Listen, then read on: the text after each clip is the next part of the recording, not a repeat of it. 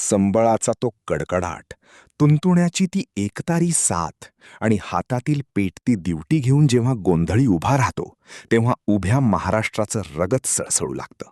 गोंधळ ही केवळ एक लोककला नाही, तर तो आहे आपल्या महाराष्ट्राच्या मातीतील एक जागृत कुळाचार. पण तुम्हाला माहिती आहे का, या गोंधळामागचा खरा आध्यात्मिक अर्थ काय आहे? आपण देवीला का जागवतो आणि लग्नाकार्यात गोंधळाचं इतकं महत्त्व का आहे? मित्रांनो, गोंधळ या शब्दाचा अर्थ गोंधळून जाणे असा नसून तो आदिशक्तीचा जागर असा आहे. जेव्हा गोंधळी गातो तेव्हा तो आपल्या शरीरातील सुप्त ऊर्जेला साथ घालत असतो.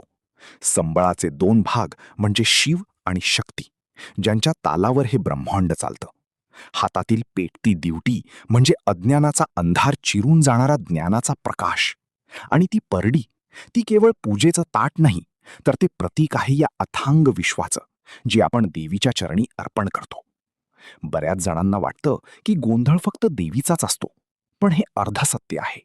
गोंधळ हा प्रामुख्याने आपल्या कुलदैवताचा असतो. मग ती तुळजापूरची भवानी असो, कोल्हापूरची अंबाबाई असो, माहूरची रेणुका माता असो किंवा जेजुरीचा खंडेराय, या प्रत्येक दैवताच्या सन्मानार्थ गोंधळ घातला जातो. शक्तीचं कोणतंही रूप असो, त्याला साथ घालण्याचं माध्यम म्हणजे गोंधळ. आता वळूया एका महत्वाच्या प्रश्नाकडे.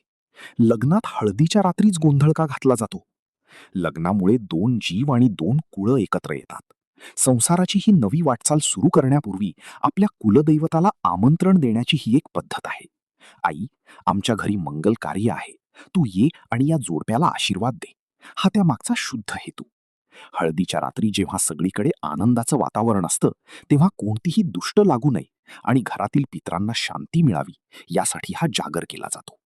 आज काळ बदललं, संगीत बदललं, पण संबळाच्या त्या एका ठोक्यावर आजही प्रत्येक मराठी माणसाचं मन नाचू लागतं.